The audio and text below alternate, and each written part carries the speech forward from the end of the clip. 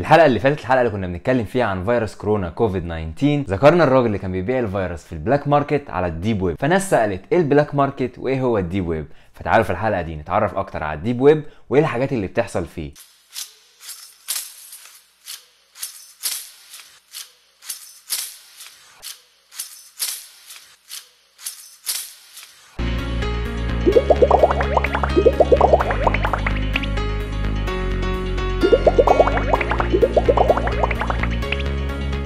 السلام عليكم ورحمه الله وبركاته. معاكم عبد الله عماد في حلقه جديده من برنامج هيستوريا على قناه هيستوريا تي في. يا ريت قبل ما نبدا تشترك في القناه وتفعل الجرس عشان يوصلك جديدنا اول باول. في الحلقه دي هنتكلم عن الديب ويب بس بشكل بسيط، هنعرفه ونعرف ايه اللي بيحصل عليه. وهيكون في حلقه تانية برضو عن الديب ويب، هتكون بقى فيها كل الحاجات البشعه اللي بتحصل، هتكون حلقه بلس 18. ببساطه المواقع اللي احنا بنتصفحها دي في اللي نعرفها وفي اللي ما نعرفوش. اللي نعرفها دي حاجات اسمها مواقع قابله للفهرسه، دي مواقع ليها www.اسمالموقع.com.org ايا كان، فدي مواقع مفهرسه او قابله للفهرسه. تقدر تدخلها من اي براوزر انت بتستخدمه، جوجل كروم، فايرفوكس، سفاري وكل الحاجات دي. في مواقع تانية غير قابله للفهرسه، هي مواقع ما ينفعش تدخل تكتب اسم الموقع فتدخله، ده موقع لازم يكون مصرح لك تدخله او معاك لينك خاص بيه عشان تدخل عليه. كمان ما ينفعش تدخل المواقع دي من على البراوزر العادي اللي انت بتستخدمه في حياتك اليوميه، بتدخله من براوزرز معينين، اهمهم واحد اسمه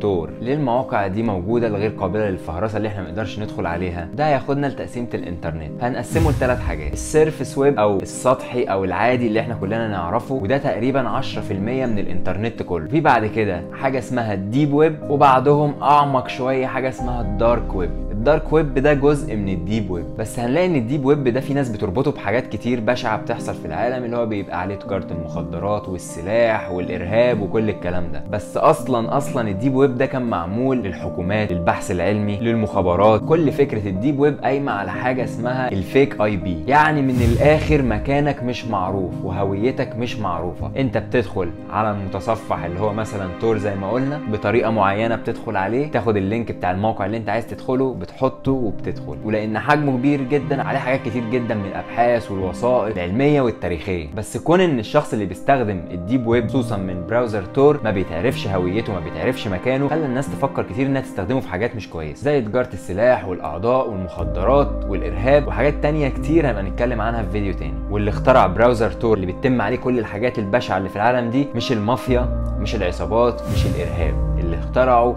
هي البحريه الامريكيه، واخترعته علشان تراقب الناس بكل سريه من غير ما حد يعرف حاجه. وفي تقرير لصحيفه التلجراف البريطانيه قال بول، وهو واحد من مخترعين تور، ان احنا ما كناش نعرف ان ده هيحصل في يوم من الايام. وتور ده ببساطه عامل زي السكينه، ممكن حد يستخدمها في حاجه مش كويسه وحد يستخدمها في حاجه كويسه. اشهر موقع كان على الديب ويب كان موقع اسمه سيلك رود او طريق الحرير، ده كان موقع لتجاره كل انواع الممنوعات، المخدرات، الاسلحه، اسلحه بيولوجيه، قنابل سامه، رؤوس نوويه. الموقع ده تم القبض على صاحبه ازاي؟ في 2013 وصل لصاحب الموقع ده رساله من هاكر كندي بيقول له انا عرفت شخصيتك وعرفت بيانات العملاء بتوعك وهقدر اذيك. فصاحب موقع سيلك رود ده راح للهاكرز اللي شغالين معاه وقال لهم على اللي حصل، ومن هنا تتبعوا الرساله دي وقدروا يوصلوا للهاكر الكندي ده وعرفوا كل المعلومات عنه، وبعتوا البيانات دي لهيتمان او قاتل مأجور، وفعلا راح وقتله. من هنا الموضوع وصل للمخابرات وبدات تحقق فيه واحده واحده لغايه ما قدرت توصل لصاحب موقع سيلك رود اللي اتحاكم بعد كده واتحكم عليه بالمؤبد. وموقع سيلك رود فعلا قفل، بس فتح بعده مواقع كتيره جدا. وفي 2016 قدرت المخابرات الامريكيه توصل لرساله